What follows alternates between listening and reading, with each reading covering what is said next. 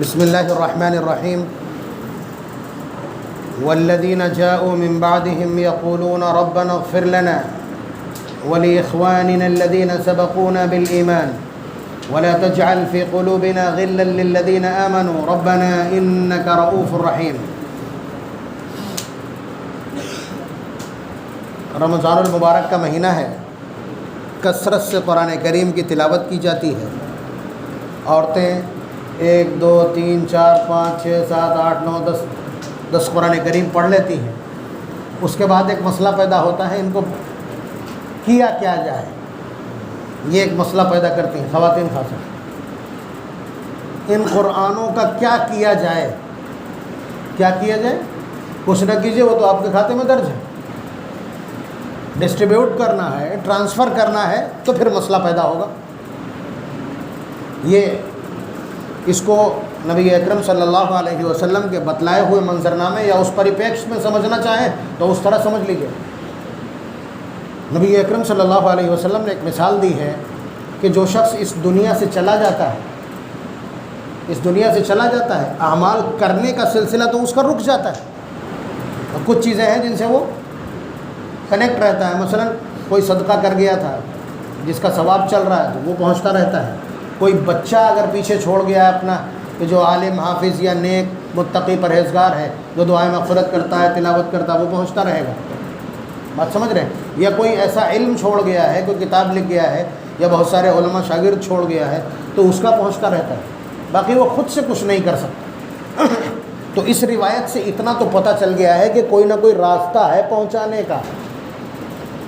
اس کے علاوہ نبی اکرم صلی اللہ علیہ وسلم کی مختلف احادیث جو سوال کے جواب میں ہیں، صحابہ آ کر کے پوچھتے ہیں کہ اللہ کے رسول، میری والدہ اچانک فوت ہو گئی، مجھے یقین ہے کہ اگر انہیں ذرا مہلت ملتی تو وہ ضرور مجھے صدقے کا حکم دیتی، میں صدقہ کروں پہنچ جائے گا؟ حضور نے فرمایا بالکل پہنچے گا۔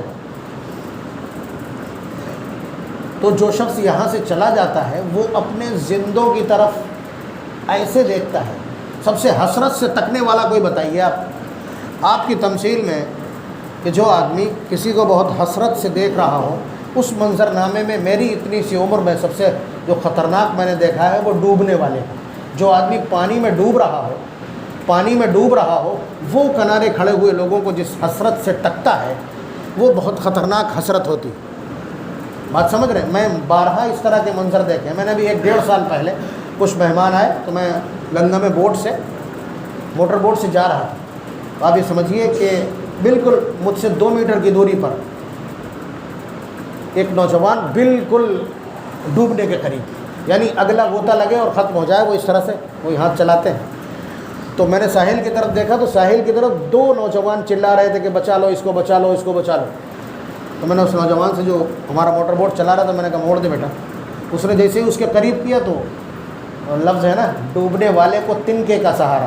مجھے یہ کہنا بھی نہیں پڑا کہ تمہیں کیا کرنا ہے، اس نے کھٹ سے ہمارے کشتی کا کنارہ وہی پکڑ لیا، اس نے بس اتنا پکڑا اور اس کو لا کے ہم نے کنارے ڈال دیا اور ہم چلے گئے۔ مطلب اس معاملے کو عملاً کوئی بہت بڑا معاملہ نہیں سمجھا، حالانکہ بچے بعد میں کہنے لگے کہ ویڈیو بنا لینا چاہیے تھا۔ ہم نے کہا نیکی کی دریا موجود تھا، اسی میں پڑ گئی۔ تو نبی اکرم صلی اللہ علیہ وسلم نے وہی بلیغ تعبیر یہاں استعمال کی ہے کہ جو لوگ تمہارے جا چکے ہیں، تمہارے پوروج، وہ تم لوگوں کی طرف معلوم ہے کیسے دیکھتے ہیں؟ کل غریق المتغوث، ڈوبنے والا جو فریاد کر رہا ہو مدد کی۔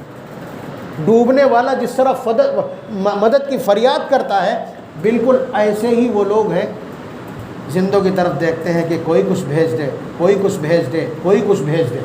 خاص طور سے اس ٹائم جب اس قبرستان کے لوگوں کا کوئی رشتہ دار اس کو کچھ بھیجتا ہے تو وہ بہت اسٹائلش انداز میں پہنچتا ہے، یعنی بہت سجا کر کے، بہت اہتمام کے ساتھ نام پکارا جاتا ہے کہ تمہارے فلاں نے تمہارے لیے یہ بھیجا ہے، ان کے نامہ اعمال میں پہنچ جاتا ہے۔ مشکلات میں ہوتے ہیں تو اسی حساب سے مشکلات کم کر دی جاتی ہیں۔ تو باقی جتنے قبرستان کے لوگ ہیں وہ بہت حسرت کرتے ہیں کہ کاش میرے کسی کو یاد آ جائے، میرے کسی کو یاد آ جائے۔ اس لیے جب بھی کسی کی یاد آئے، آپ کے پاس آپ کی جیب میں قل اللہ شریف تو موجود ہے نا، 3 بار پڑھیں گے 1 قرآن کا ثواب پہنچ جائے گا، وارے نیارے ہو جائیں گے اس پریشان حال کے۔ تو بہرحال کوئی آدمی اگر قرآن پڑھتا ہے پھر اس کو بخشنا چاہتا ہے، تو بخشنے کے لیے ایک ڈرامہ میں نے نکالا ہے. میں سے مراد میری برادری سے مراد مولوی لوگ، امام لوگ، ٹھیک ہے، کہ دھونی لگاؤ، 5 طرح کے پھل، 5 طرح کے مٹھائیاں، اور کیا 5 طرح کے پتہ نہیں، ٹھیک ہے، وہ سب. اب وہ آ کر کے صاحب وہاں براجمان ہوں گے اور اس کے بعد اپنا تنتر منتر کریں گے، وہ تب بخشیں گے.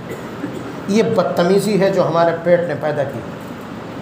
یہ بدتمیزی ہے، یہ جہالت ہے، یہ بدعت ہے، یہ نری مکاری ہے جو ہم نے پیدا کی. اٹھا کے دیکھیے فقہا کو، آپ فتاوی دیکھیے. آپ کو بخشنے کے لیے کوئی اسٹنٹ نہیں کرنا، الفاظ تک نہیں بولنے. نوٹ کر لیں آپ اچھی طرح سے. آپ کو اپنا قرآن بخشنے کے لیے الفاظ بھی منہ سے نہیں بولنا. مثلا میں نے نیت کر لی کہ میں جو کچھ پڑھنے جا رہا ہوں یہ میرے والد کو پہنچے. میں نے 3 مرتبہ قل ہو اللہ شریف پڑھا مثلا. جیسے ہی میں تیسری بار قل ہو اللہ شریف پڑھوں گا وہ اپنے آپ سینڈ ہو جائے. جیسے آپ واٹس ایپ پہ وائس ریکارڈنگ، وائس میسیج بھیجنا چاہتے ہیں تو جیسے ہی آپ انگلی ہٹائی کھٹ سے آپ کو بھیجنا نہیں پڑے گا، وہ اپنے آپ پہنچ جاتا. وہی سسٹم یہاں ہے. بات سمجھ رہے ہیں آپ نے سورہ یاسین پڑھنے سے پہلے نیت کر لی کہ میں سورہ یاسین جو پڑھ رہا ہوں یہ میری والدہ کو پہنچے، تو جیسے ہی ختم ہو گیا آٹومیٹک پہنچ جائے گا. اور اگر آپ کو سوار ہے بھوت تو پھر آپ سورہ یاسین مکمل کرنے کے بعد کہہ دیجیے کہ بار الہ اس کا اجر میری والدہ کو پہنچے. That's final. کسی دھونی رمانے کی ضرورت نہیں، کسی تماشے کی ضرورت نہیں، کسی اسٹینڈ کی ضرورت نہیں، کسی مولوی کو بلانے کی ضرورت نہیں. بلاؤ گے تو ان 5 میں سے تھوڑی تھوڑی مٹھائی تو دینی پڑے گی. بلاؤ گے تو ان 5 طرح کے پھلوں میں سے کچھ نہ کچھ دینا پڑے گا. اور پہلے 20 آنے چلتے تھے، اب 20 آنے نہیں، اب 51 روپے ہو گئے ہیں، وہ بڑھتے ہیں. ٹھیک ہے، 51 روپے آپ کو دینا پڑیں گے. یہ پورا ایک اسٹنٹ ہے. آپ بھی وہی حرکت کرتے ہیں، اسی لیے مولویوں نے وہ حرکت نکالی. ہماری طرح بے وقوفی تھوڑی ہے کوئی، ہماری طرح سب بے وقوف ہی تھوڑی ہے کہ گالی بھی کھاتے رہیں اور پسینے میں شراب اور بھی ہوتے رہیں. لیکن یہ ہے کہ ایسے لوگوں کی نیکیاں بالکل محفوظ ہوتی، ایسے لوگوں کی نیکیاں بالکل محفوظ ہوتی ہیں. بہرحال نبی کا طریقہ یہی ہے کہ پیٹ پہ پتھر باندھیں، پتھر کھائے چلے جا رہے اور دعا دیے چلے جا رہے. جو نبی کے جتنا قریب جانا چاہے اتنے ہی وہ اپنی کمر کس لے، اپنے سر سے کفن باندھ لے. تو ایک دستور ہے. بہرحال آپ بخشنا چاہتے ہیں. ایک اور یہ سوال آتا ہے کہ پہلا قرآن حضور کے نام بخشا جائے گا. یہ بھی سوال کسی نے اس طرح کیا ہے، اور یہی چلتا ہے. بھائی سب آپ بخشنا چاہیں، پہلا دوسرا کیا ہوتا ہے؟ سب بخشنا چاہیں. وہ الگ بات ہے کہ یہاں پر اگر آپ کے تصور میں کہیں نہ کہیں لڑکھڑاہٹ ہے کہ حضور کو کیا ضرورت، بے شک ضرورت نہیں. وہ تاجدار ہے، وہ تاجدار ہے. اللہ تبارک و تعالیٰ کے بعد ان کا مقام ہے. ضرورت بالکل نہیں. ضرورت تو ہماری ہے نا. ایک آپ MP صاحب کے لیے مٹھائی لے جاتے ہیں، کہے کے لے کے ضرورت ہے اس بیہودے کو. اس بیہودے کو تو کھانے کو بھی نہیں ملے گی، اس کی بند ہے، شوگر ہے اس کمینے کو. بات سمجھ رہے ہیں آپ؟ لیکن لے کیوں گئے آپ کی بڑھ جائے گی تھوڑی سی. اسی لیے نبی اکرم صلی اللہ علیہ وسلم کی بارگاہ میں آپ کا نام لے دیا جائے گا کہ عبدالرب نے آپ کے لیے درود بھیجا ہے. بس اتنا ہی کافی ہے میرے بادشاہ ہو جانے کے لیے. میرے بادشاہ ہو جانے کے لیے اتنا ہی کافی ہے. تیری معراج کے تو لوح و قلم تک پہنچا، میری معراج کہ میں تیرے قدم تک پہنچا، میرا نام ان کے یہاں پہنچ جائے، بس اتنا کافی. تو اس لیے یہ سمجھیے کہ ان کو ضرورت نہیں ہے، لیکن ان کی بارگاہ میں پہنچے گا تو نام درج ہو جائے گا وہاں. اور ان کی فہرست میں نام درج ہونے کا مطلب کہ آپ کی سفارش بھی، جب سفارش کی ضرورت پڑے گی تو آپ کا نام پہلے سے وہاں موجود ہے، اپائنٹمنٹ ہے آپ کا. بہرحال اب اس میں فیاضی کا معاملہ ہے.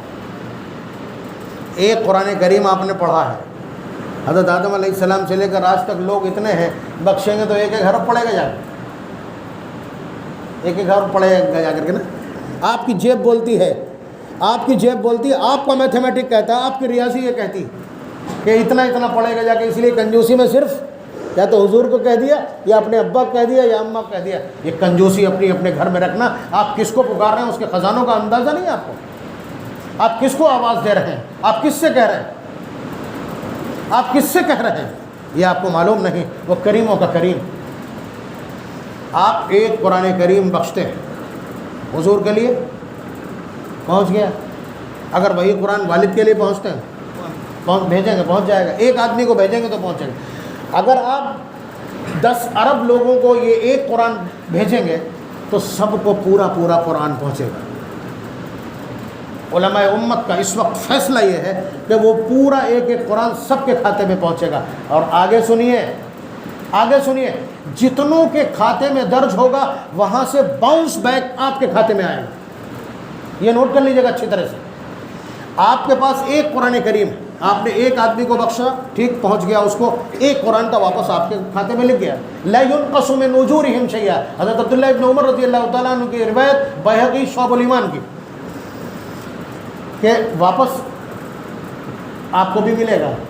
ایک صحابی آئے، کہنے لگے کہ اللہ کے رسول میں اپنے والد کی طرف سے حج کرنا چاہتا ہوں، حج بدل کروں؟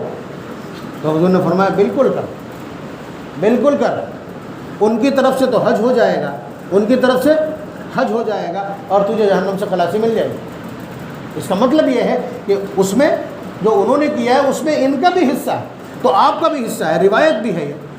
مولانا یوسف صاحب لدھیانوی رحمۃ اللہ علیہ نے آپ کے سوال اور ان کا جواب میں اس انداز میں لکھا کہ میں نے یہ بات ایسے ایسے لکھ دی تھی، پھر میرے ایک ساتھی نے یعنی کسی بڑے عالم نے ان کو لکھا کہ یہ جامع صغیر کی روایت ہے کہ آپ جتنے لوگوں کو بخشیں گے اتنی واپسی آپ کے کھاتے میں درج ہوگی، اولین و آخرین، یعنی حضرت آدم علیہ السلام سے لے کر اور آج تک جتنے ایمان والے اس جہان میں سے گئے ہیں ان سب کو اس کا ثواب پہنچے۔ آپ نے کہہ دیا سب کو پورا پورا قرآن پہنچے گا اور اتنی گنتی آپ کے میں کیلکولیٹ کر کے لکھ دی جائے۔ اس سے بھی بڑا کوئی سودا ہے؟ اس سے بھی بڑا کوئی خزانہ ہے؟ اس سے بھی بڑی کوئی جگاڑ، اس سے بڑا کوئی بزنس ہے؟ تو یہ سمجھ لیجیے آپ کہ کسی دھونی رہوانے کی ضرورت نہیں، 5 طرح کے پھل لانے کی ضرورت نہیں، 5 طرح کی وہ الگ آپ کسی غریب کو کھلوا دیں گے، کسی بیوہ کے یہاں بھیج دیں گے، اس کا ثواب الگ ملے گا۔ اس کے لیے مولانا صاحب کو موجود ہونا ضروری نہیں ہے نا، اس ٹائم ہونا ضروری ہے۔ تو ایصال ثواب کا یہ مفہوم ہے، آپ جو بھی نفلی عبادت چاہیں جس کو چاہیں بھیج دیں، صرف نیت کریں گے اور پہنچ جائے گی۔ اللہ تبارک و تعالیٰ ہم سب کو کثرت سے اپنے مرحومین کے لیے ایصال ثواب اور استغفار کی توفیق منعقد فرمائے۔ وآخر دعوانا الحمد للہ رب العالمین۔